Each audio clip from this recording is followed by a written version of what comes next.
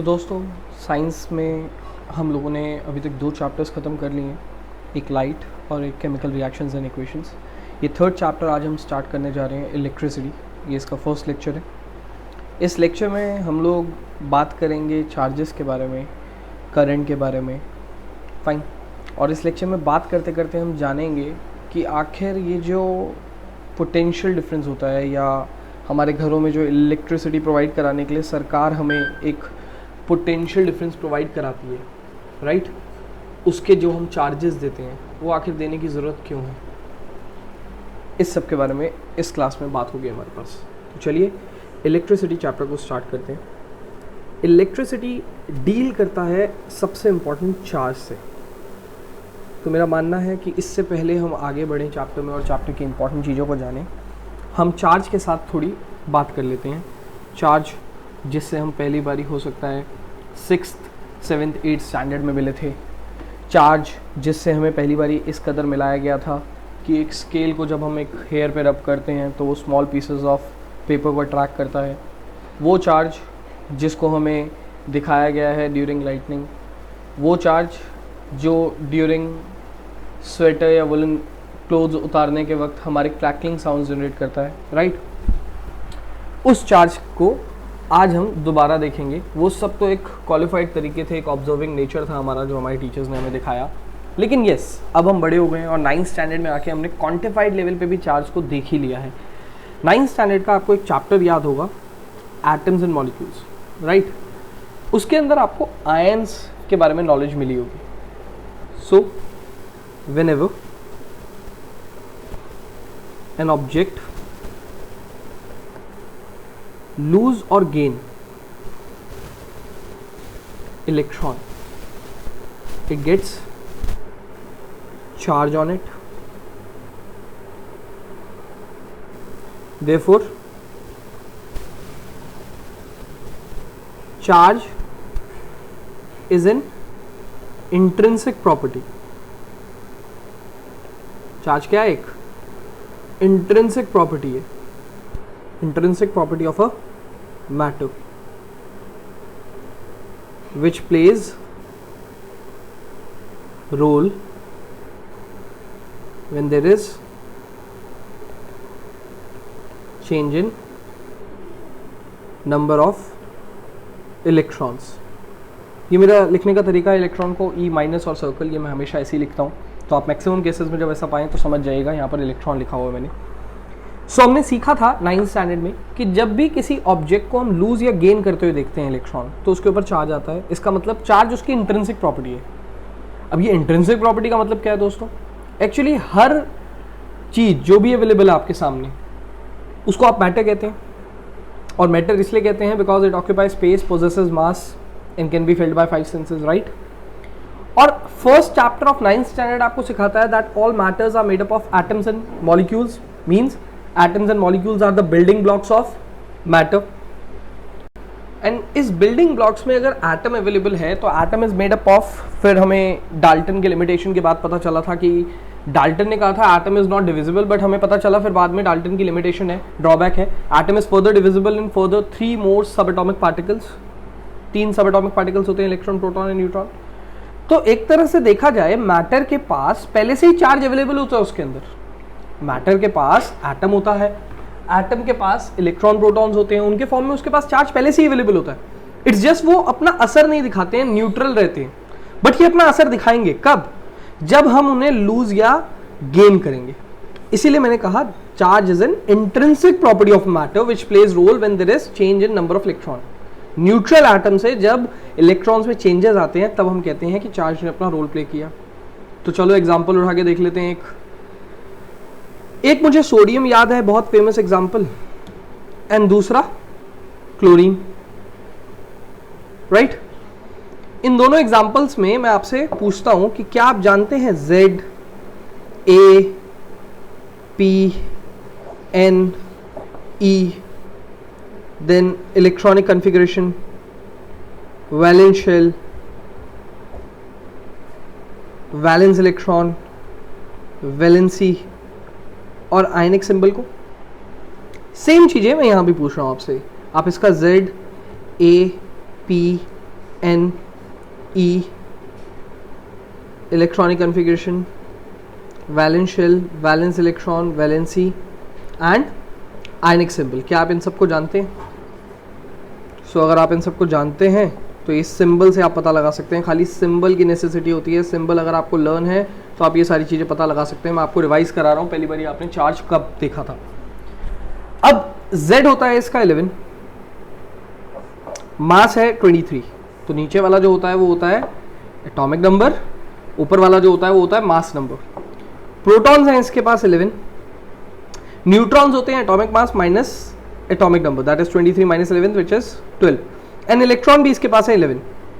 तो अभी ध्यान से देखिए, न्यूट्रॉन के पास तो कोई चार्ज है नहीं दोस्तों, न्यूट्रॉन के पास तो कोई चार्ज नहीं है।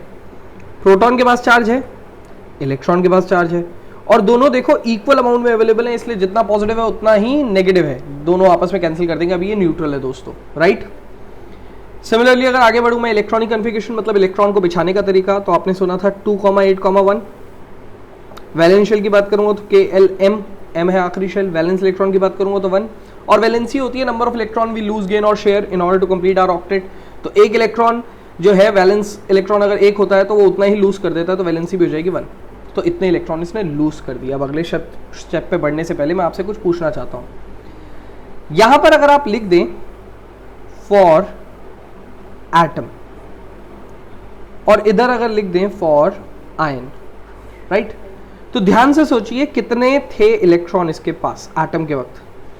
11। कितने थे proton? 11। 11 negative charge, 11 positive charge, दोनों ने आपस में एक दूसरे को कैंसिल करा, न्यूट्रल कितना रहा? 0। आयन की अगर मैं बात करूं तो आप बोलेंगे आयन के वक्त इलेक्ट्रॉन हो गए 10। अब भाई 10 क्यों हो गए? क्योंकि यहां पर साफ तौर पे आपने बोला जब वैलेंस इलेक्ट्रॉन एक होता है तो उतने ही इलेक्ट्रॉन को लूज कर देता है, तो वैलेंसी कितनी हो गई? 1, क्योंकि एक इलेक्ट्रॉन इसने लूज किया। तो 281 में से आखिरी वाला इलेक्ट्रॉन अगर लूज कर दिया ऑक्टेट कंप्लीट करने के लिए, in order to get stable, ये सब केमिस्ट्री की बात है बट आपको आनी चाहिए। ऑक्टेट कंप्लीट करने के लिए इलेक्ट्रॉन लूज कर दिया तो 28 कितना हो गया? 10। तो इलेक्ट्रॉन कितने बचे? 10। प्रोटॉन लेकिन अभी भी 11 है, प्रोटॉन से छेड़खानी नहीं करी, right. 10 negative charges, 11 positive charges, अगर कैंसिल करेंगे तो +1 आएगा या नहीं आएगा? बिल्कुल आएगा। तो अब बताइए आप आयनिक सिंबल इसका क्या लिखेंगे? Na+1, और आप कहते हैं इस पे +1 चार्ज आ गया एक इलेक्ट्रॉन लूज करने की वजह से। क्या किसी और ने इसको ये चार्ज दिया, या पहले से ये चार्ज इसके अंदर था अवेलेबल, बस इसने उसको लूज कर दिया उस चार्ज को, इसलिए ये असर दिखने लगा चार्ज? सिमिलर बात करते हैं क्लोरीन के बारे में। Z17, एटॉमिक मास 35, प्रोटॉन भी 17, न्यूट्रॉन माइनस करके 18, इलेक्ट्रॉन 17। इलेक्ट्रॉनिक कन्फिग्रेशन की बात करेंगे तो 2,8,7 होगी। वैलेंस शेल की बात करेंगे तो M दिखेगा, वैलेंस इलेक्ट्रॉन की बात करेंगे तो 7 होगा। तो जैसे वैलेंसी 1, 2, 3 हो जाती है अगर वैलेंस इलेक्ट्रॉन 1, 2, 3 होते हैं, वैसे ही वैलेंसी 8 माइनस वैलेंस इलेक्ट्रॉन हो जाती है अगर वैलेंस इलेक्ट्रॉन 4, 5, 6, 7 होते हैं। तो 4, 5, 6, 7, आखिरी इलेक्ट्रॉन कितने हैं? 7। तो 8 माइनस 7 कितना हो गया? 1। तो वैलेंसी हो गई 1, क्योंकि इसने ये एक इलेक्ट्रॉन गेन किया, एक इलेक्ट्रॉन गेन करवाएगा आखिरी वाले शेल को, तो 8 हो जाएंगे, ऑक्टेट कंप्लीट हो जाएगा, स्टेबल हो जाएगा, इसलिए एक इलेक्ट्रॉन गेन कर लिया। आयनिक सिंबल पे बात करने से पहले बात करिए एटम की दुनिया के बारे में, और बात करिए आयन की दुनिया के बारे में। सोचिए एक क्लोरीन जो कि पहले एटम था, उसके पास इलेक्ट्रॉन थे 17, उसके पास प्रोटॉन थे 17 नेगेटिव चार्जेस हो गए, 17 पॉजिटिव चार्जेस हो गए, नेट चार्ज क्या 0 हो गया? एटम की दुनिया में न्यूट्रल था क्लोरीन। लेकिन अब क्योंकि इसको स्टेबल होने की चाह जागी, ऑक्टेट कंप्लीट करने का मन किया, इलेक्ट्रॉन इसने ले लिए 18, क्योंकि एक इलेक्ट्रॉन गेन किया तो पहले 17 थे, अब 18 हो जाएंगे। प्रोटॉन तो अभी भी 17 है, वो तो छेड़खानी करते ही नहीं है मुझसे। 18 नेगेटिव, 17 पॉजिटिव। अगर कैंसिल करने की बात करूं तो क्या -1 बोल देंगे हम लोग? बिल्कुल -1 बोलना पड़ेगा, क्योंकि नेगेटिव चीज ज़्यादा है। तो क्या यहाँ पर सिंबल के तौर पे Cl-1 लिख सकते हैं? लिख सकते हैं।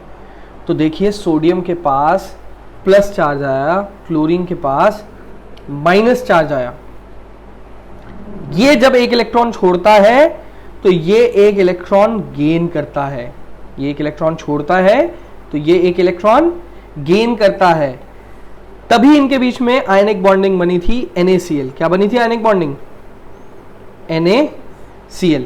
अब एक बात बताइए, इस NaCl के बॉन्ड में इस NaCl के बॉन्ड में Na के ऊपर पॉजिटिव चार्ज है, Cl के ऊपर नेगेटिव चार्ज है, +1 Na के ऊपर, -1 Cl के ऊपर, राइट। लेकिन नेट अगर मैं आपसे पूछूं पूरे कंपाउंड के ऊपर क्या चार्ज है, इस मॉलिक्यूल ऑफ अ कंपाउंड के ऊपर क्या चार्ज है, तो आप क्या बोलेंगे? 0।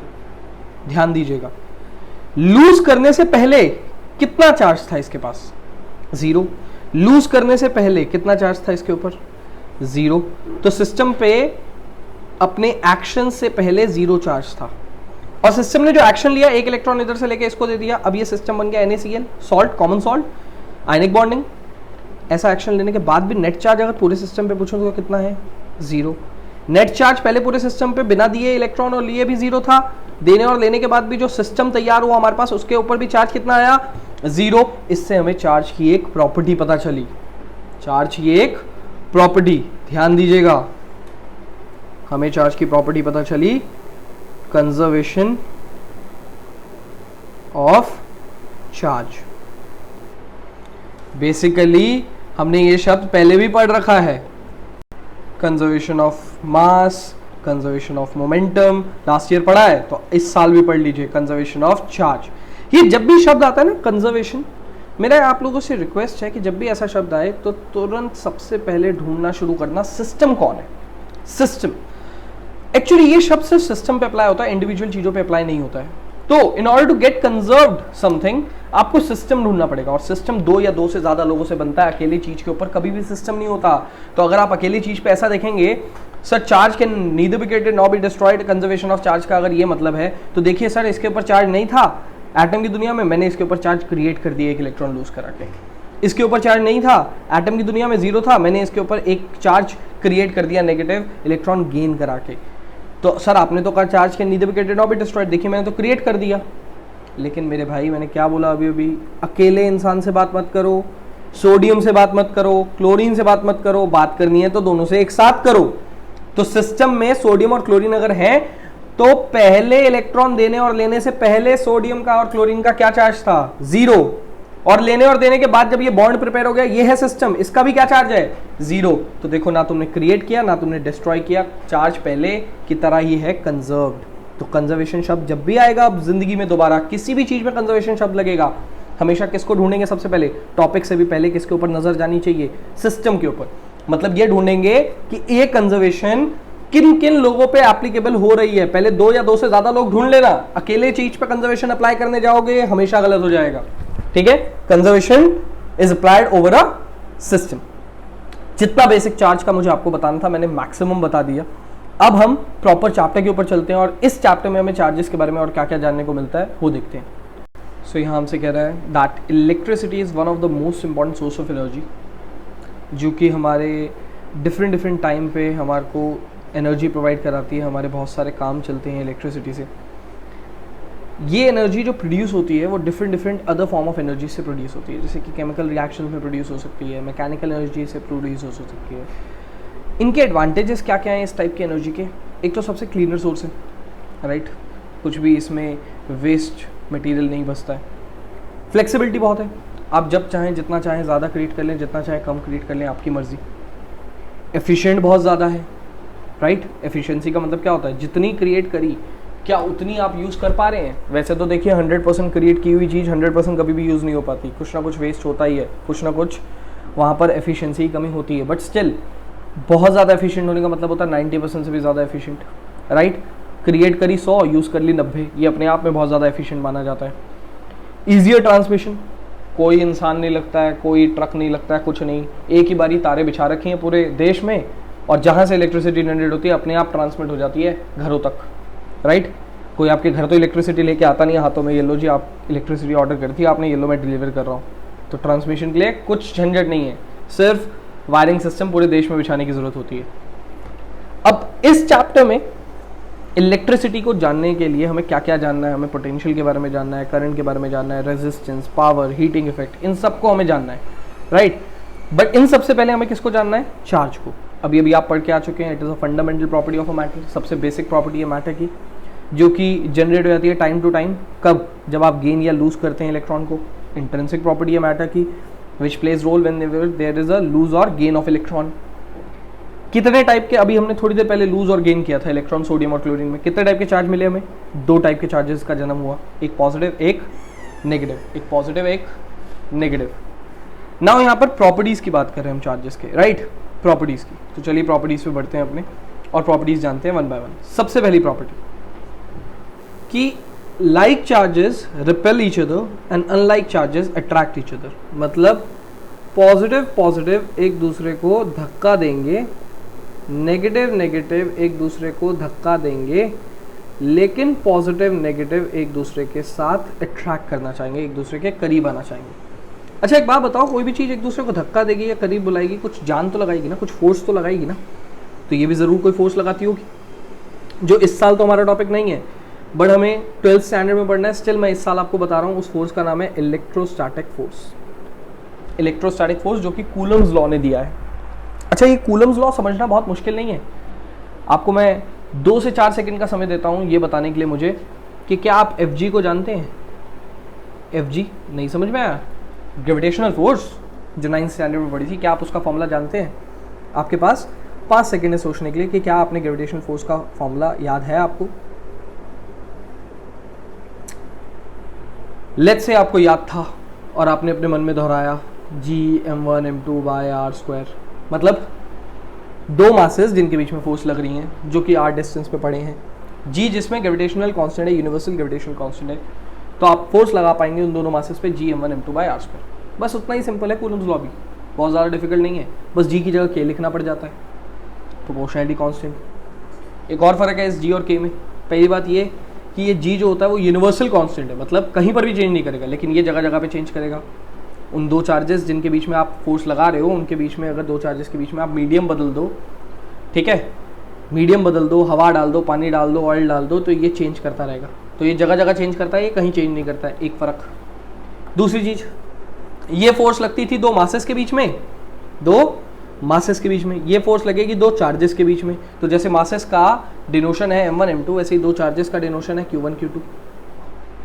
प्रोडक्ट ऑफ द चार्जेस, वहाँ प्रोडक्ट ऑफ द मासेस होता था, यहाँ प्रोडक्ट ऑफ द चार्जेस है। वहाँ पर भी inversely proportional to the square of the distance between their centres होता था, यहाँ पर भी inversely proportional to the distance between their centres है। तो बेसिकली दोनों ही इनवर्सली प्रोपोर्शनल है square of the distance between their centre की। अच्छा ये इनवर्स स्क्वायर लॉ कहते हैं इसे, क्या कहते हैं? Inverse square law. और थोड़ा ध्यान से अगर 9th स्टैंडर्ड पढ़ी है और NCERT भी अगर ध्यान से पढ़ी है, तो NCERT के अंदर एक डब्बा होगा डू यू नो करके, डू यू नो करके नहीं तो एटलीस्ट कुछ साइंटिस्ट के बारे में जब बताया जाता है NCERT के बारे में, उस डब्बे को आप बिल्कुल भी नहीं छूते हैं। तो आज 9th की बुक अगर पढ़ी हो तो उस डब्बे को देखिएगा, वहाँ पर ना कैप्लर्स लॉ लिखे होंगे कुछ, कैप्लर्स लॉ। अगर आपको पढ़ाए गए हैं कैप्लर्स लॉ किसी टीचर के द्वारा 9th स्टैंडर्ड में, तो बहुत अच्छी बात है, पढ़ाना चाहिए। और अगर नहीं पढ़ाए गए तो आप खुद भी देख सकते हैं, NCERT के अंदर कैप्लर्स लॉ दे रखे होंगे, उसमें जो 3rd लॉ होगा ना दोस्तों, 3rd लॉ, वहाँ से प्रूव हुआ था न्यूटन का ये इनवर्स स्क्वायर लॉ।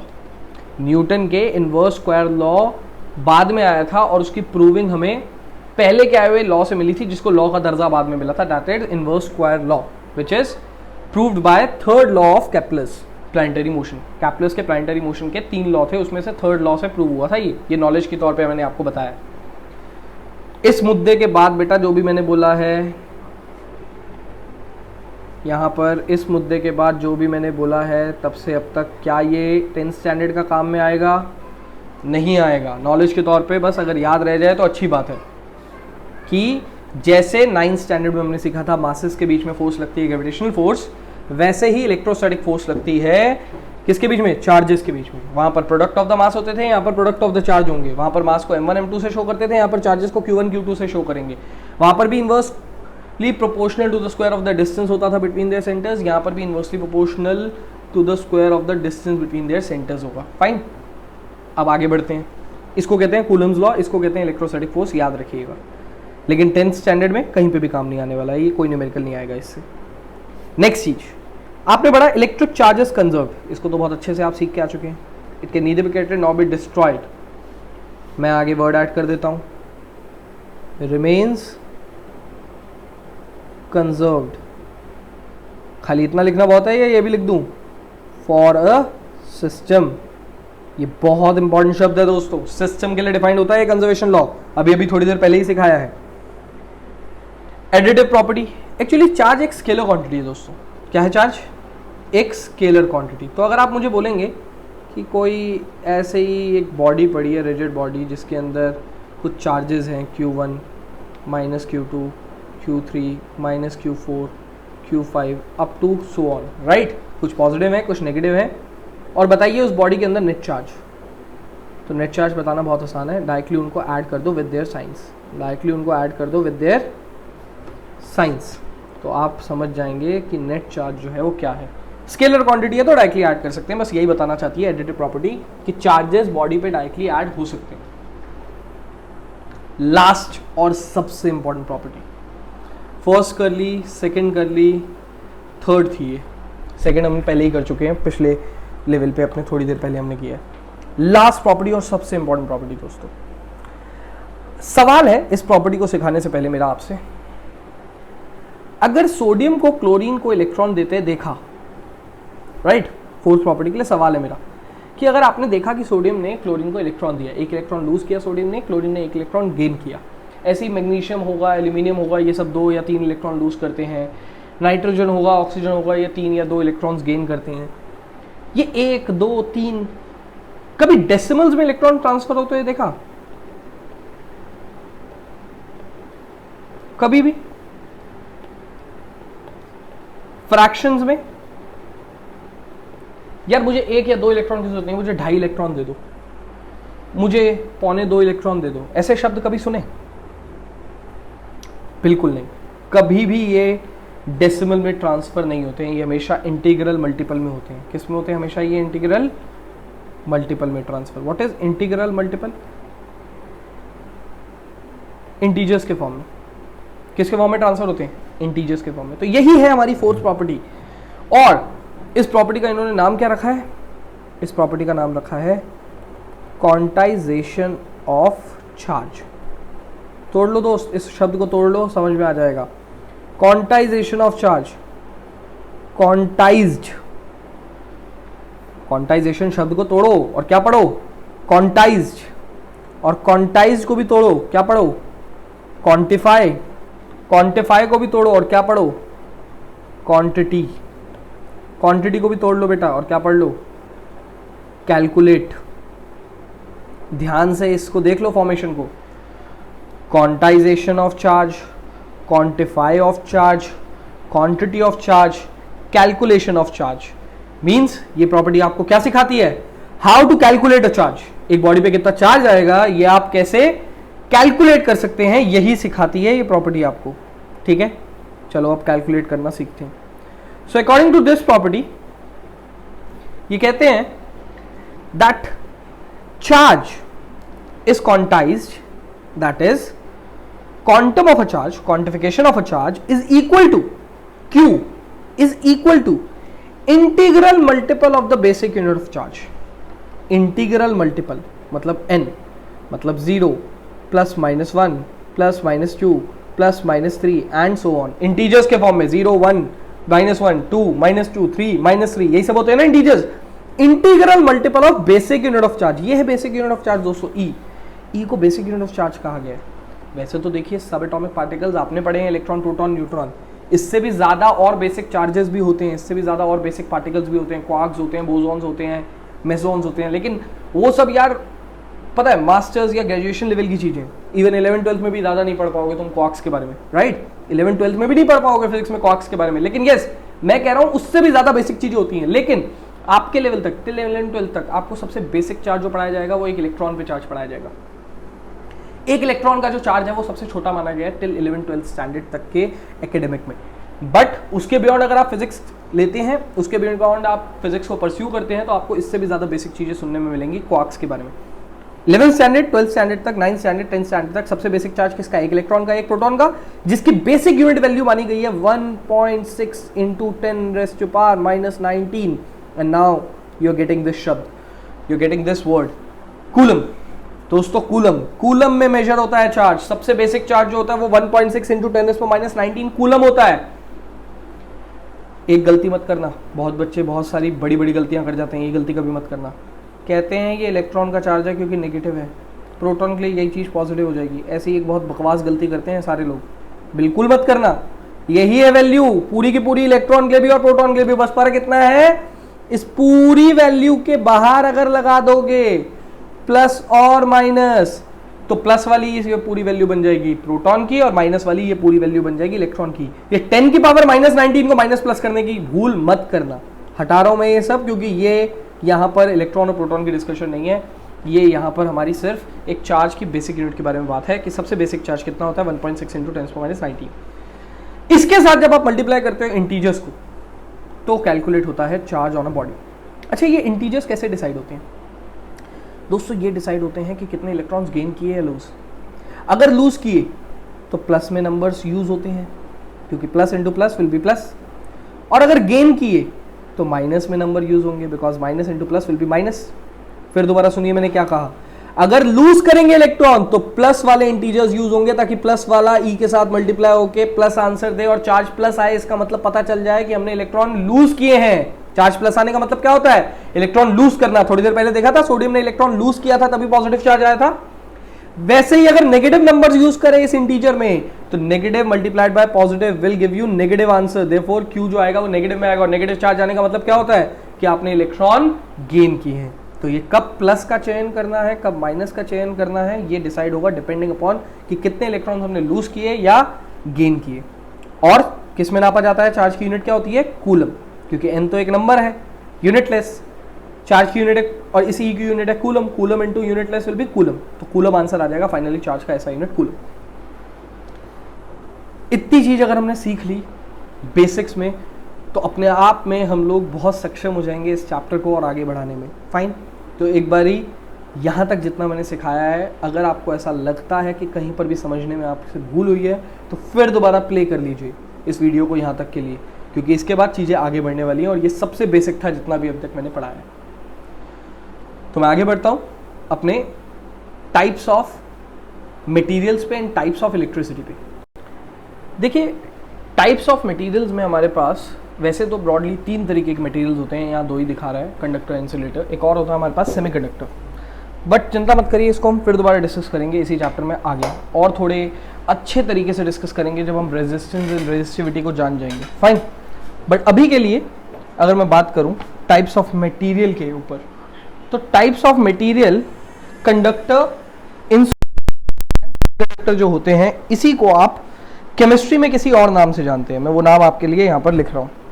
आप कंडक्टर्स को जानते हैं केमिस्ट्री में मेटल के फॉर्म में, राइट? आप इंसुलेटर्स को जानते हैं नॉन मेटल के फॉर्म में। और अब आप लेट कर लेंगे कि मैं सेमीकंडक्टर के लिए क्या लिखने वाला हूँ। सो सेमीकंडक्टर ना तो मेटल होते हैं ना ही नॉन मेटल होते हैं, ना तो कंडक्टर होते हैं ना ही इंसुलेटर होते हैं। सेमीकंडक्टर्स हैं मेटलॉइड। सेमीकंडक्टर्स क्या हैं? मेटलॉइड। इन सब से आप कभी ना कभी कहीं ना कहीं मिलके आ रखे होंगे, और अगर to be very specific 9th standard के is matter around us pure में आप पहली बार इनसे मिले थे, अगर आपको याद हो तो। अब खास बात क्या होती है कंडक्टर, इंसुलेटर, सेमीकंडक्टर्स में, अगर आपको नहीं भी पता तो कोई बात नहीं, मेटल, नॉन मेटल और मेटलॉइड की खास बात याद कर लीजिए। मेटल्स वो होते हैं जिनके पास फ्री इलेक्ट्रॉन्स होते हैं, फ्री इलेक्ट्रॉन जिनको वो लूज करने के लिए तैयार है। नॉन मेटल वो होते हैं जो इलेक्ट्रॉन्स गेन करते हैं, उनके पास फ्री इलेक्ट्रॉन्स नहीं होते लूज करने के लिए, राइट? और सेमीकंडक्टर्स ना तो पूरी तरीके से मेटल की प्रॉपर्टी फॉलो करते हैं ना ही पूरी तरीके से नॉन मेटल की, मीडियोकर में रहते हैं। तो एक्सट्रीम कंडीशंस में ये मेटल की तरह बिहेव करने की कोशिश करते हैं एक्सट्रीम कंडीशंस में, इसलिए इनका नाम क्या रखा गया है? सेमीकंडक्टर्स। तो इससे ये समझ में आता है कि पूरा झोल है इसमें कि फ्री इलेक्ट्रॉन्स हैं या नहीं हैं, और अगर नहीं है तो क्या एक्सट्रीम कंडीशन में पैदा हो सकते हैं फ्री इलेक्ट्रॉन्स? फ्री इलेक्ट्रॉन्स हैं, फ्री इलेक्ट्रॉन्स नहीं हैं, फ्री इलेक्ट्रॉन्स नहीं है बट एक्सट्रीम कंडीशन में फ्री इलेक्ट्रॉन्स आ सकते हैं। तो समझ में आ गया फ्री इलेक्ट्रॉन्स का झोल है। तो चलिए, इतनी सी बात थी जो यहाँ तक कवर थी। मैंने कहा इसको मैं फिर दोबारा उठाऊंगा इस टॉपिक को, इस पे फिर चर्चा करूंगा। कब? जब रेजिस्टेंस, रेजिस्टिविटी जैसे शब्दों को सीख जाऊंगा। ठीक है, आगे बढ़ते हैं। टाइप्स ऑफ इलेक्ट्रिसिटी दोस्तों, 2 तरीके की इलेक्ट्रिसिटी का यहाँ डिस्कशन करा गया है। एक इलेक्ट्रोस्टैटिक्स, नाम से ही समझ में नहीं आ रहा है अगर आपको, तो मैं आपको इस शब्द को शायद समझ में आ जाए। Electrostatics, electro means charge, static means rest, और यहाँ बीच में लगा देता हूँ एट। चार्ज एट रेस्ट की स्टडी को कहते हैं इलेक्ट्रोस्टैटिक। क्या हमें इलेक्ट्रोस्टैट इस साल पढ़ना है या स्टैटिक इलेक्ट्रिसिटी इस साल पढ़नी है? नहीं, बिल्कुल नहीं पढ़नी है। ये इलेक्ट्रोस्टैटिक, ये स्टैटिक इलेक्ट्रिसिटी जो है ये 12th स्टैंडर्ड का फर्स्ट यूनिट है। फर्स्ट चैप्टर से यही शुरू होता है, तो फर्स्ट एंड सेकंड चैप्टर इलेक्ट्रोस्टैट से है 12th स्टैंडर्ड में। लेकिन थर्ड चैप्टर जो है वो हमें पढ़ना है 12th स्टैंडर्ड का थर्ड चैप्टर इस साल का शायद याद नहीं मुझे, शायद 10th या 13th चैप्टर, 10th या 13th 12th चैप्टर होगा, 13th या 10th और 12th चैप्टर होगा करंट इलेक्ट्रिसिटी। इस साल हमें ये पढ़ना है करंट इलेक्ट्रिसिटी। तो समझ ही आ गया होगा, अगर एक टाइप है इलेक्ट्रोस्टैटिक चार्ज एट रेस्ट, तो दूसरा टाइप क्या होगा? Charge in motion. Charge in motion, तो वो ब्रांच ऑफ फिजिक्स जो डील करती है उन सब फिनोमेना से जो कि चार्ज इन मोशन के बाद आते हैं। जब चार्ज मोशन में आता है, जब चार्ज चलता है, उसको हम कहते हैं करंट इलेक्ट्रिसिटी। अब फिर दोबारा इसकी बात को दोहराइए, free electrons, not free electrons, in extreme conditions free electrons. अब क्यों ज़रूरत थी फ्री इलेक्ट्रॉन्स की, समझ में आ गया? ताकि वो मोशन में आ सकें, और अगर वो मोशन में आए तो करंट इलेक्ट्रिसिटी हम डील कर पाएंगे, करंट को पढ़ पाएंगे। और इस टॉपिक में सबसे ज़्यादा इम्पोर्टेंट तो यही है ना, करंट। क्या कह रहा है करंट के बारे में, ज़रा पढ़ते हैं। ये कह रहा है it is defined as rate of flow of charge. Rate of flow of charge, current को आई से मेंशन करते हैं, याद रखिएगा। कैपिटल आई, स्मॉल आई, किसी से भी मेंशन कर सकते हैं, बट मैक्सिमम टाइम मैं कैपिटल आई मेंशन करता हूँ। Rate of flow of charge, small I मैं कहाँ मेंशन करूँगा इस साल बताऊँगा मैं आपको, या बड़े बच्चे जो होते हैं कैपिटल आई किसके लिए मेंशन करते हैं, स्मॉल आई किसके लिए मेंशन करते हैं, ये इसी साल आपको पता चल जाएगा। फाइन, कैपिटल आई जनरली मैं मेंशन करता हूँ इस वाले करंट को। तो कैपिटल आई जो है rate of flow of charge, ये रेट वर्ड जो आता है जब जब rate of change in distance, rate of change in displacement, rate of change in velocity, rate of doing work, rate rate rate, जब भी शब्द आया आपके दिमाग में इस पूरे 2 साल के अंदर, क्या आपको दिखाई दिया? सब में एक कॉमन चीज़ है, सब टाइम से डिवाइड होते हैं। Rate of change in distance, rate of change in displacement, rate of change in velocity, rate of change in work, rate of doing work, sorry, सारे के अपॉन में क्या है? टाइम। और टाइम से डिवाइड कौन होता है? जिस पे रेट अप्लाई होता है। यहाँ रेट किस पे अप्लाई हो रहा है? Rate of flow of charge. किस पे अप्लाई हो रहा है? Rate of flow of charge, charge पे अप्लाई हो रहा है। तो आई इक्वल्स टू क्या होगा? Q by T. ये हमारा बेसिक फॉर्मूला आ गया एक करंट का। फाइन, अब इस करंट की एसआई यूनिट क्या होती है दोस्तों? एसआई यूनिट, क्योंकि मैंने कहा था आपको कुछ चीज़ें आपको ध्यान होनी चाहिए जब भी आप कोई टॉपिक पढ़ते हैं। आपको टॉपिक को पढ़ने के वक्त ये सब चीज़ें दिमाग में होनी चाहिए। सबसे पहले डेफिनेशन, दूसरी चीज़ फॉर्मूला, तीसरी चीज़ एसआई यूनिट, चौथी चीज़ type of quantity, and last चीज़ अगर उसका ग्राफ अवेलेबल है तो। टाइप ऑफ क्वांटिटी में भी डिपेंड करता है, 2 तरीके से बताई जाती है टाइप। एक तो डायरेक्शन पे डिपेंडेंट है या नहीं है, उसके तौर पे स्केलर वेक्टर शब्द बताया जाता है। दूसरा फंडामेंटल एंड डिराइव्ड शब्द बताया जाता है कि बेसिक है या किसी और से डिराइव हो गया है।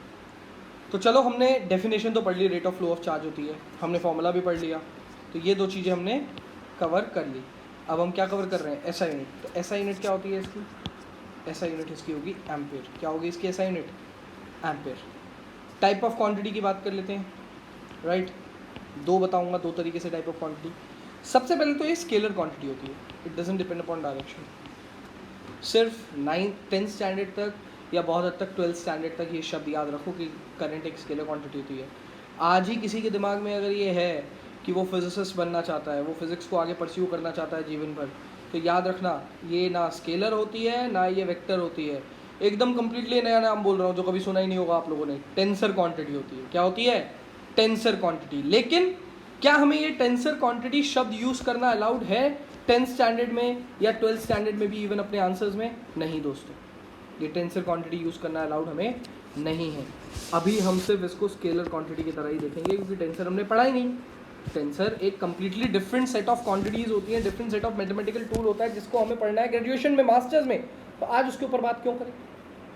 तो आज स्केलर वेक्टर में से ही चुन लेते हैं, स्केलर होती है भाई, ठीक है। लेकिन हाँ, कोई बहुत महाज्ञानी आपके सामने आ जाए और बोल दे नहीं करंट स्केलर भी नहीं होती, वेक्टर भी नहीं होती, बताओ क्या होती है, तो कंफ्यूज मत हो जाना, नाम लर्न कर लो, शो ऑफ करने के काम में आएगा। टेंसर क्वांटिटी होती है। टाइप्स ऑफ क्वांटिटी में स्केलर वेक्टर के अलावा तरीका और क्या होता है? और तरीका है दोस्त डिराइव्ड एंड फंडामेंटल बताने का। डिराइव्ड मतलब जो किसी और की हेल्प से डिराइव होकर आता है, किसी और लोगों पे डिपेंड करता है। फंडामेंटल मतलब जो खुद अपने आप में बेसिक है, लोग उस पर डिपेंड करते हैं, वो किसी पे डिपेंड नहीं करता। फॉर्मूला देखो, I is equal to Q by T. कहीं ये दिमाग में तो नहीं आ रहा चार्ज और टाइम पे डिपेंड कर रहा है करंट, चार्ज और टाइम पे डिपेंड कर रहा है करंट? अगर ये दिमाग में आ रहा है तो अपने दिमाग से निकाल दो। और जो भी बच्चा मुझसे 9th पढ़ा है वो एक बार ध्यान से सोचो, क्या 9th स्टैंडर्ड में फंडामेंटल फिजिक्स के अंदर हमने 7 बेसिक क्वांटिटी की बात करी थी या नहीं करी थी? वो 7 बेसिक क्वांटिटी क्या क्या थी? मास, लेंथ, टाइम, ये 3 सबसे बेसिक जो हमेशा काम में आने वाली है। टेम्परेचर, करंट, ल्यूमिनस इंटेंसिटी और amount of substance, that is mole, number of moles.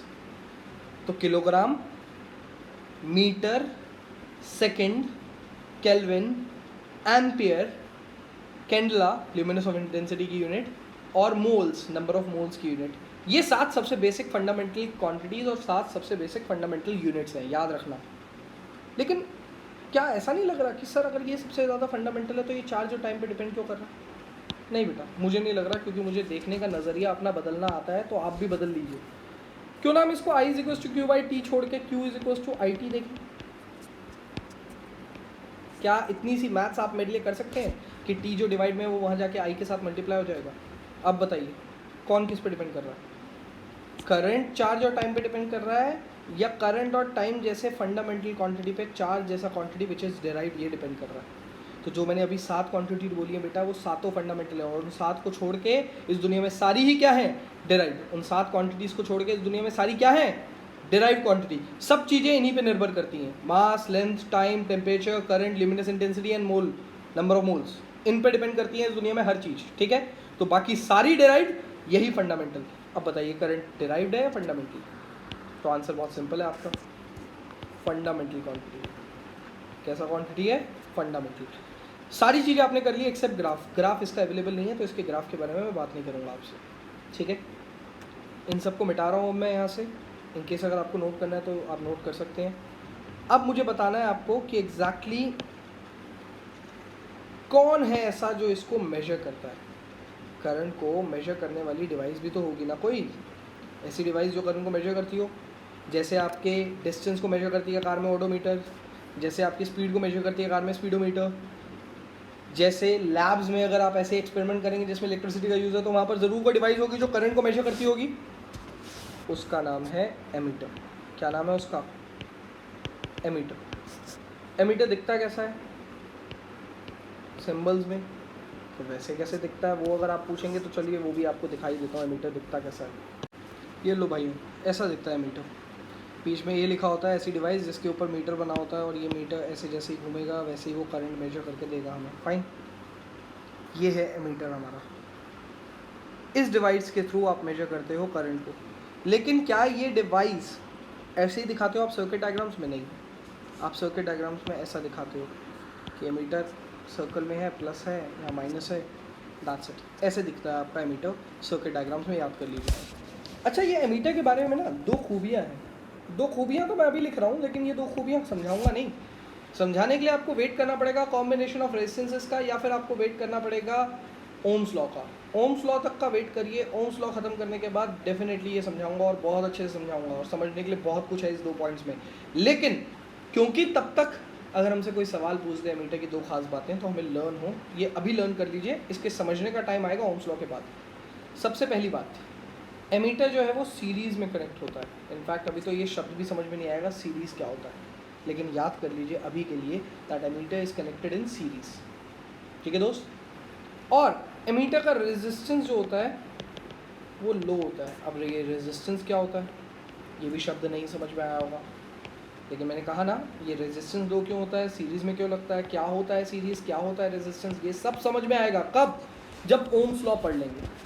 Ohm's law पढ़ने दीजिए, रेजिस्टेंस पढ़ने दीजिए, एंड आई प्रॉमिस इसमें समझने के लिए बहुत कुछ है, आपको बहुत कुछ समझ में आएगा। फाइन, आगे बढ़ते हैं। हमने चार्ज के बारे में बहुत कुछ सीखा, करंट के बारे में बहुत कुछ सीखा। अब इसके ऊपर कुछ सवाल करते हैं, और आगे बढ़ने से पहले एक आखिरी डेफिनेशन मैं आपसे पूछना चाहता हूँ कि क्या 2 साल साइंस पढ़ के आप इस लायक हो चुके हैं कि किसी के यूनिट को डिफाइन कर सकें? मतलब क्या 2 साल साइंस पढ़ने के बाद अगर मैं आपसे यूं ही जनरली एक फॉर्मूला दे के पूछ लूँ कि करंट का फॉर्मूला ये है और डिफाइन करो मेरे लिए 1 एम्पेयर को, तो क्या आप डिफाइन करने के लायक हैं? अगर हैं तो क्या आप यही बोलेंगे 1 ampere is defined as when 1 coulomb of charge passes through a cross sectional area in 1 second। 1 ampere, फिर दोबारा सुन लीजिए, किसी के भी 1 को कैसे डिफाइन करते हैं, उसके फॉर्मूले में सबको 1 पुट करके और एक अच्छी सी सुंदर सी स्टेटमेंट बोल के। 1 ampere is defined as when 1 coulomb of charge passes through a cross sectional area in 1 second। इसको कहते हैं हम लोग 1 ampere। याद रखिएगा ये डेफिनेशन 1 ampere की। चलिए अपने न्यूमेरिकल्स की तरफ बढ़ते हैं, जितना सीखा उस पर कुछ क्वेश्चन ट्राई करते हैं। सो ये आपका सबसे पहला और सबसे इम्पॉर्टेंट क्वेश्चन, और इनफैक्ट इस क्वेश्चन को करने से अभी तक आपने जितना भी पढ़ा है वो सारे कॉन्सेप्ट एक ही साथ एक ही क्वेश्चन में कवर हो जाएंगे, तो बहुत अच्छा क्वेश्चन है। A conductor carries 0.2 ampere of current. Find the number of electrons passes through cross sectional area in 30 seconds। Conductor ने करंट कैरी करा 0.2 एम्पियर का, हमें निकालने number of electrons passes through cross section in T time which is 30 seconds. तो जितनी चीज़ें पहले given है उनसे क्या निकल सकता है वो देख लेते हैं। आई और टी गिवन है हमारे को, तो I is equals to Q by T, Q is equals to I T, that is 0.2 into 30, answer is 15 coulomb. अब बताइए क्या Q is equals to N E होता है? क्या N is equals to Q by e होता है? और Q by E में क्या Q की वैल्यू 15 और अपॉन में E की वैल्यू 1.6 इंटू 10⁻19 है। इसको आप सॉल्व करिए, आपके नंबर ऑफ इलेक्ट्रॉन्स तैयार मिलेंगे आपको। एक और तरीका जो मैं आपको बता रहा हूँ, वैसे ये कोई तरीका नहीं, इट्स जस्ट जब आप चार्ज पता लगा लें तो नंबर ऑफ इलेक्ट्रॉन्स पता लगाना थोड़ा आसान हो जाते हैं। अगर आप ये जान लें कि 1 कूलम में कितने इलेक्ट्रॉन्स होते हैं, तो 1 कूलम में कितने इलेक्ट्रॉन्स हैं, तो यूनिटरी मेथड से 15 कूलम में कितने इलेक्ट्रॉन्स होंगे ये बड़े आसानी से पता लगा लेंगे आप। और 1 कूलम में इलेक्ट्रॉन्स पता लगाने की जिम्मेदारी मैं आपको देता हूँ। एक ऐसी वैल्यू जो आपको लर्न रखनी है, लेकिन वो लर्न करने वाली वैल्यू को भी निकालना आपका काम है। तो मेरा क्वेश्चन है आपसे, 1 कूलम ऑफ चार्ज में कितने नंबर ऑफ इलेक्ट्रॉन्स होते हैं? प्लीज़ इसका आंसर सॉल्व करिएगा, और उसके बाद जो भी वैल्यू आए उसको 15 से मल्टीप्लाई करिएगा, वो भी यही आंसर होगा, वो भी यही आंसर होगा जो मैं यहाँ लिखने वाला हूँ। ठीक है, अगले क्वेश्चन की तरफ बढ़ता हूँ। मैं ये दोनों काम आप पे छोड़ रहा हूँ, आपको इसको फिल करना है, यहाँ पर फिल करना है, और साथ ही साथ आपको ये पता लगाना है 1 कूलम में कितने नंबर ऑफ इलेक्ट्रॉन्स होते हैं, क्योंकि जितने भी 1 कूलम में नंबर ऑफ इलेक्ट्रॉन्स होते हैं 15 कूलम में उससे 15 टाइम्स ही होंगे। ठीक है, अगले क्वेश्चन की तरफ बढ़ते हैं। N electron flows through a cross sectional area of a conductor in t time. If the charge on each electron is E, write the expression for the current। अच्छा, number of electrons n flow कर रहे हैं और हर एक पे charge E है, तो total charge जो होगा वो कितना होगा जो फ्लो कर रहा है? आप बोलेंगे Q is equals to N E, इस फॉर्मूले से आप वाकिफ हैं। और ये charge number of electrons flow कर रहे हैं किसी क्रॉस सेक्शन से कितने टाइम में? टी टाइम में। तो बताइए I इज इक्वल्स टू क्या Q बाई टी होता है? तो आप एन ई बाई टी लिख देंगे, बस यही है करंट। अल्फ़ाबेट्स में गिवन क्वांटिटीज़ थी, अल्फ़ाबेट्स में ही आपने गिवन आंसर दे दिया। Clear? Charge upon time, N E upon T is the expression for the current in a conductor. तो ये number of electrons, free electrons का फ्लो करना, करंट जनरेट करता है, ये सारी बातें तो हो ही गई। अब इन्हीं बातों को अप्लाई करते हैं एप्लीकेशन तौर पे, ये कैसे काम में आती है हमारे डेली लाइफ में, कि आखिर हमारे को फ्री इलेक्ट्रॉन्स से और हमारे घर में इलेक्ट्रिसिटी लाने के लिए हमारे को सरकार को जो पैसा देना होता है, जो मैंने इस लेक्चर की शुरुआत में पूछा था, उस सब के ऊपर बात करते हैं। अब से अगले 10 मिनट, 5 से 10 मिनट में जो भी बोल रहा हूँ नॉलेज वाइज वो बहुत ज़्यादा इम्पॉर्टेंट है, राइट? आपके समझने के लिए शायद हो सकता है वो बहुत ज़्यादा मुश्किल हो, लेकिन मेरी आपसे रिक्वेस्ट है कि पूरी ईमानदारी से समझने की कोशिश करिएगा, क्योंकि बहुत हद तक चीज़ें क्लियर होंगी, आपकी नॉलेज बहुत हद तक क्लियर होगी। ठीक है, एक बात बताइए, क्या घरों में अप्लायंसेस जब लगती हैं तो क्या अप्लायंसेस के अलावा आप वायर्स लगाते हैं कनेक्शन पूरा करने के लिए, क्लोज करने के लिए? वायर्स लगी हुई देखी भी होंगी अपने घर के दीवारों में, राइट? जितने भी फैन, बल्ब, एसी, जितने भी, इन सब में वायर्स अटैच करते हैं आप लोग और अपने घर के मेन स्विच के साथ कनेक्ट करते हैं, राइट? ये वायर्स जिस बाज़ार से लाते हैं, लेंथ में नाप के लाते हैं, एल लेंथ की वायर। किस एलिमेंट्स की, किस पर्टिकुलर एलिमेंट की वायर्स लाते हैं?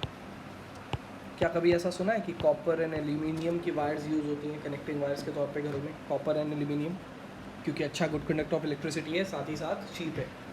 Silver and gold best conductor of electricity होते हैं, लेकिन महंगे बहुत होते हैं। भाई गोल्ड एंड सिल्वर तो लगाओगे नहीं ना घर में कनेक्टिंग वायर्स, पता चला खुद गए वेकेशन पे पीछे से चोरी हो गई सारी वायर्स की, गोल्ड और सिल्वर की लगाओगे तो, अगर पैसा हो भी तो भी, राइट। तो कॉपर और aluminium good conductor of electricity, साथ ही साथ चीप। इन्हीं को खरीद के लाते हो और लेंथ में खरीद के लाते हो, इतनी मीटर की वायर दे दो ऐसा बोलते हो भैया को। अच्छा बहुत ज़्यादा मीटर लगता है घरों में तो, पूरे अगर पूरे घर की वायरिंग इकट्ठे कर लो तो बहुत बड़ा मीटर हो जाता है। इन सारे लेंथ ऑफ द वायर्स को लेंथ में ना तोल के इनको अगर एक वेइंग मशीन पे रख दो, इन वायर्स को वेइंग मशीन पे रख दो, तो उनका कोई ग्राम में वे होगा या नहीं होगा? बिल्कुल होगा। तो इनके क्या गिवन मास निकलेंगे? बिल्कुल निकलेंगे। क्या हमने एक फॉर्मूला करा है n is equals to given mass upon molar mass 9th standard में, नंबर ऑफ मोल्स का given mass upon molar mass. Given mass weigh करके पता चलेगा और मोलर मास हमें लर्न होता है। एल्यूमिनियम का हमें लर्न है 27 होता है, कॉपर का हमें लर्न है 65 होता है, राइट। सो ये गिवन मास अपॉन मोलर मास से क्या निकलते हैं? Number of moles, number of moles. अच्छा यही एक फॉर्मूला पढ़ा था या ये भी पढ़ा था? ये भी पढ़ा था। Given particle upon Avogadro number. So given particle कितने होंगे? एक पर्टिकुलर नंबर ऑफ मोल्स को एवोगाड्रो नंबर से मल्टीप्लाई करो और जान जाओगे कि उसके अंदर गिवन पार्टिकल कितने हैं, मतलब given atom of copper and given atom of aluminium कितने हैं। तो ध्यान से देखो, क्या ये सब जिसको ये मेटल कह रहा है, मेटल एटम, देखो इसको कह रहा है ना मेटल एटम, क्या ये सब कितने नंबर में होंगे? क्या ये सब कैलकुलेट हो सकते हैं? बिल्कुल हो सकते हैं, ठीक है। अगर एल्यूमिनियम की बात करूं तो एक एक एल्यूमिनियम एटम कितने कितने इलेक्ट्रॉन्स लूज करता है, कितने कितने फ्री इलेक्ट्रॉन्स जनरेट करता है एक एक एल्यूमिनियम एटम का? 3 इलेक्ट्रॉन्स। इसकी इलेक्ट्रॉनिक कन्फिगरेशन होती है 2,8,3, 3 इलेक्ट्रॉन लूज करता है दोस्तों एक एल्यूमिनियम एटम। और यहाँ पर कितने एल्यूमिनियम एटम के फैक्टर्स हैं?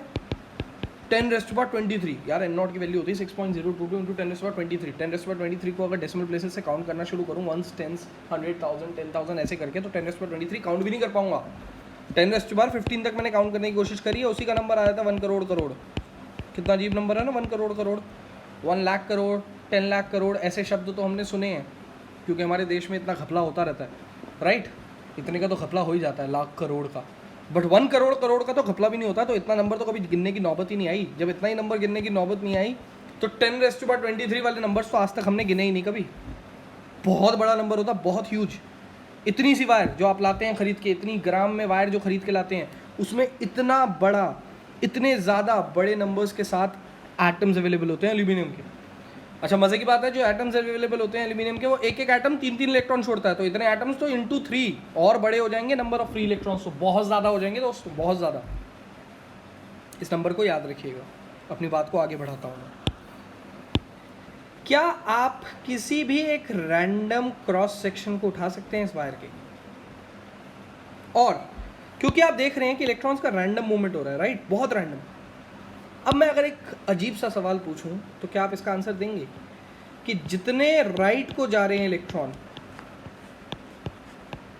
उतने ही रैंडम मूवमेंट की वजह से लेफ्ट को जा रहे हैं? अच्छा ये राइट लेफ्ट तो एक छोटी सी बात है, मतलब जितने ऐसे जा रहे हैं इलेक्ट्रॉन उतने ही ऐसे जा रहे हैं, जितने ऐसे जा रहे हैं इलेक्ट्रॉन उतने ही ऐसे जा रहे हैं। मतलब जितना एक पर्टिकुलर डायरेक्शन में कोई नंबर ऑफ इलेक्ट्रॉन जा रहे हैं, उसके ऑपोजिट उतने ही सेम नंबर्स ऑपोजिट डायरेक्शन में जा रहे हैं रैंडम मूवमेंट में। क्या इस बात की गारंटी दे सकते हैं? शायद हो सकता है नहीं, शायद हो सकता है ये अजीब बात लगे, लेकिन कोई है जो गारंटी दे सकता है कि इस क्रॉस सेक्शन में से पीस बीतने वाले नंबर ऑफ इलेक्ट्रॉन्स की जो भी डायरेक्शन होगी उसी से ऑपोजिट उसी के सेम नंबर ऑफ इलेक्ट्रॉन्स पास करेंगे। कौन देता है मुझे ऐसी गारंटी? प्रोबेबिलिटी। अब प्रोबेबिलिटी मुझे ऐसी गारंटी कैसे देता है? मैंने कहा था अगले 10 मिनट के लिए जो बात करने वाला हूँ वो थोड़ी टफ है, समझने में बहुत मुश्किल होगी, तो ध्यान से सुनिएगा। क्या एक सिक्के को उछालेंगे तो जब सिक्का हवा में होता है तो हेड आएगा या टेल, इसकी प्रोबेबिलिटी 50-50 होती है? बिल्कुल। लेकिन क्या सिक्का जब आपके हाथ में गिरता है तब भी इसकी प्रोबेबिलिटी 50-50 होती है? नहीं यार, सिक्का हाथ में गिर गया, पता चल जाएगा ना हेड आया टेल। अगर हेड आया तो टेल 0 हो गया और टेल आया तो हेड 0 हो गया। तो हवा में 50-50 प्रोबेबिलिटी, एश्योरेंस प्रोबेबिलिटी कितनी एक्यूरेट है, एक्यूरेसी हाथ में गिरने के बाद पता चल जाती है, एक्यूरेसी तो बहुत बेकार है। प्रोबेबिलिटी के वक्त बोला 50-50, आंसर फाइनली आ गया 100-0, बहुत एक्यूरेसी बेकार। एक सिक्के के साथ, एक कॉइन के साथ। अच्छा 10 कॉइन के साथ करके देख लेना एक्टिविटी घर में, मुझ पे भरोसा मत करो, 10 बारी कॉइन उछाल के देखो। एक कॉइन में तो गारंटी है कि या तो हेड आएगा या टेल। 10 कॉइन में गारंटी दे सकते हो कि 10 की 10 बारी हेड आ जाएगा या 10 की 10 बारी टेल आ जाएगा? नहीं। 9-1, 8-2, 7-3, ऐसे कुछ भी अजीब नंबर हो सकते हैं कि कितनी बारी हेड आया और कितनी बारी टेल आया, लेकिन 10-0 नहीं होगा, गारंटी है। इससे क्या पता चला? प्रोबेबिलिटी थी 50-50, एक्यूरेसी के आते वक्त 90-10%, 80-20%, 30-70%, लेकिन 100-0 जैसी वाली एक्यूरेसी नहीं आई जैसी पिछली बारी आई थी। खाली 1 से 10 कॉइन पे जाने पे ऐसा हो गया कि एक्यूरेसी थोड़ी ठीक होने लग गई। अच्छा 10 से अगर 1000 कॉइन पे जाऊंगा तो क्या एक्यूरेसी और बेहतर होगी? क्या प्रोबेबिलिटी 50-50 है तो एक्यूरेसी भी 50 के करीब पहुंचने की कोशिश करेगी? और 1000 के बाद अगर 1 करोड़ नंबर पे जाऊंगा तो 1 करोड़ बारी सिक्का उछालूंगा तो और एक्यूरेट होगा। ऐसे ही करते करते 1 अरब बारी उछालूंगा तो और एक्यूरेट होगा। यार उतना बड़ा नंबर आते आते पता है प्रोबेबिलिटी क्या सिखाता है? मैथ्स का प्रोबेबिलिटी सिखाता है कि जो प्रोबेबिलिटी कहती है वही एक्यूरेसी है। मतलब एक्जैक्टली 50-50 अगर प्रोबेबिलिटी है तो एक्यूरेसी भी 50-50 होगी। मतलब 50% चांसेस है हेड गिरेगा, 50% चांसेस पूरे हैं कि टेल ही गिरेगा। क्या सीखने को मिला? सिक्का कैसे उछालते हैं? नहीं, ये सीखने को मिला कि जब आप नंबर ऑफ ऑब्जर्वेशन बढ़ाते जाते हो, जब आप नंबर ऑफ ऑब्जर्वेशन बढ़ाते जाते हो, आपकी एक्यूरेसी बढ़ती जाती है प्रोबेबिलिटी की। ध्यान से सुनो, तो नंबर ऑफ ऑब्जर्वेशन यहाँ पर कितनी है? 10⁻23। उसके फैक्टर्स के नंबर ऑफ फ्री इलेक्ट्रॉन्स हैं। तो बताओ प्रोबेबिलिटी है कि जितने इधर जाएंगे उतने इधर जाएंगे इलेक्ट्रॉन्स? बिल्कुल प्रोबेबिलिटी है। क्या एक्यूरेसी भी है? हाँ, एक्यूरेसी के साथ बोल सकते हो कि जितने राइट को जाएंगे उतने ही लेफ्ट को जाएंगे। तो राइट में जाने वाले जो करंट कंट्रीब्यूट करेंगे और लेफ्ट में जाने वाले जो करंट कंट्रीब्यूट करेंगे, क्या दोनों ऑपोजिट में होने के बाद जीरो नहीं हो जाएंगे नेट? बिल्कुल जीरो हो जाएंगे। अब मेरा सवाल सुनो, इतना सब हमने क्यों सीखा? ये सब क्यों सीखा आप सुनो। क्या घर में बाहर से एयर कंडीशन खरीद के आए, तारों के साथ जोड़ दे, कौन सी तारें? कॉपर और एल्यूमिनियम की। वो तारें जो कि मेटल हैं, वो तारें जिनके पास फ्री इलेक्ट्रॉन्स भी हैं, फ्री इलेक्ट्रॉन्स जो मूवमेंट भी शो कर रहे हैं, और according to Ampere's definition rate of flow of charge, समय के अकॉर्डिंगली चार्ज का फ्लो करना करंट कंट्रीब्यूट करता है। तो फ्लो जब कर ही रहे हैं, रैंडम मूवमेंट है ही, तो करंट भी कंट्रीब्यूट कर ही रहे होंगे। तो बताओ दोस्तों, बिजली बिल भरने की क्या जरूरत है? पहले एसी के लिए पैसा भरा, एसी को चलाने के लिए जिन चार्जेस के फ्लो की ज़रूरत है उन चार्जेस के फ्लो के लिए वायर खरीदने गए, वायर को खरीद के लाए, तो कनेक्ट करा के करंट भी ला ही लेंगे और चला ही लेंगे एसी। फिर बिजली बिल क्यों भरें? जब एसी चलाने के लिए फ्लो ऑफ चार्ज की जरूरत है और फ्लो ऑफ चार्ज के लिए फ्री इलेक्ट्रॉन्स की जरूरत है और फ्री इलेक्ट्रॉन्स हमें कॉपर एंड एल्यूमिनियम के वायर्स में से मिलते हैं, तो क्लोज सर्किट करा के चला लो एसी। पैसे क्यों भरें सरकार को? इसलिए भरें क्योंकि वो जो मूवमेंट होता है वो रैंडम होता है, और इस रैंडम मूवमेंट से नेट करंट जो कंट्रीब्यूट होता है वो जीरो होता है, एसी चलेगा ही नहीं। तो क्या चाहते हो? क्या ऐसा कुछ चाहते हो जो नीचे वाले डायग्राम में दे रखा है? नीचे वाले डायग्राम में यहाँ पर पॉजिटिव साइन शो कर रखा है। इस पॉजिटिव साइन के पास चाहते हो कि ये पॉजिटिव साइन जो यहाँ पर दे रखा है, इस पॉजिटिव साइन के पास चाहते हो कि सारे नेगेटिव चार्ज खींचे चले आए, और जब ऐसा होगा तो सारे एक डायरेक्शन में फ्लो करेंगे, एक डायरेक्शन में फ्लो करेंगे, तो इस करंट को काटने के लिए कोई दूसरा करंट पैदा नहीं होगा। स्ट्रीमलाइन में फ्लो कराना चाहते हो? बिल्कुल। तो पैसा क्यों देते हो सरकार को? ताकि ये स्ट्रीमलाइन में फ्लो करे। हाँ, इसीलिए देते हैं। क्या रैंडम मूवमेंट से चार्ज के रैंडम मूवमेंट से करंट जनरेट नहीं हो सकता है? हो सकता है, बट वो रैंडम मूवमेंट इस कदर रैंडम हो कि हर राइट के बदले लेफ्ट मिले हमें, तो नहीं हो सकता है। तो क्या करंट के लिए कहीं ऐसी डेफिनेशन लिखी है that charge should flow in a specific direction? नहीं, कहीं नहीं लिखी। लेकिन क्या रैंडम डायरेक्शन से हमारे को कभी कभार ज़्यादा ऑब्जर्वेशन होने की वजह से प्रॉब्लम हो सकती है? बिल्कुल हो सकती है। इसलिए हम चाहते हैं सेम डायरेक्शन में फ्लो करें। तो चलो अब अपने टॉपिक पे भी आ जाते हैं कि इतना सब क्यों सीखा। कोई चीज़ एकाएक सारी चीज़ें एक तरफ फ्लो करने लगी, फ्लो, इस शब्द को समझाने के लिए ज़रा इस सबको यहाँ से हटा देते हो, राइट। ये सब अगर सीख लिया है तो इन सबको हटा देते हो यहाँ से। तुमने कहा फ्लो कराना चाहते हो, राइट। तो फ्लो कराने के लिए क्या ये फ्लो कहीं और देखा है? बिल्कुल। क्या घर में रोज़ पानी भरने के लिए मोटर ऑन करते हैं हम लोग? करते हैं। लेकिन क्या उसी पानी को वापस अपने टैप में लाने के लिए मोटर ऑन करते हैं? या हायर पोटेंशियल पे होती है टैंकी और लोअर पोटेंशियल पे होता है टैप, और पानी खुद ब खुद फ्लो करने लगता है? क्या नीचे पानी लाने के लिए छत से हमें मोटर ऑन करनी पड़ती है? नहीं। हमने सीखा है that from higher potential to lower potential चीज़ें अपने आप फ्लो करने लगती हैं। अच्छा, ये और कहाँ दिखता है? एक और तरीका बताता हूँ।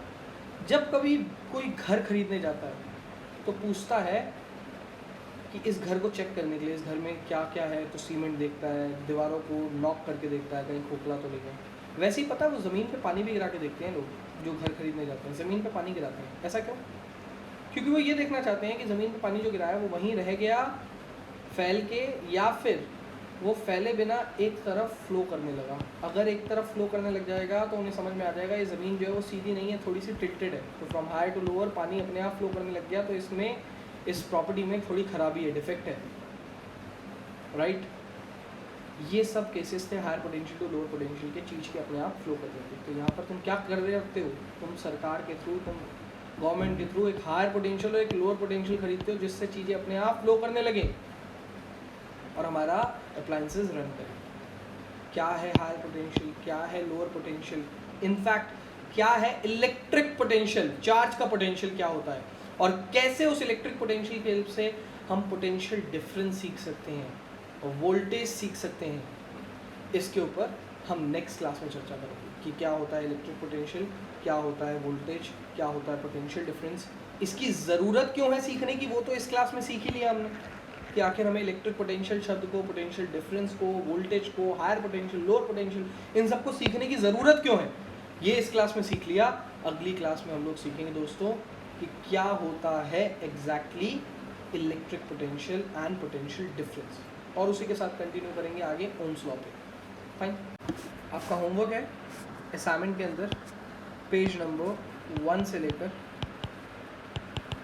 पेज नंबर 3 तक, जो भी इलेक्ट्रिसिटी के फर्स्ट पेज से लेकर थर्ड पेज तक दिया हुआ है वो सब आपका homework. Thank you for the class.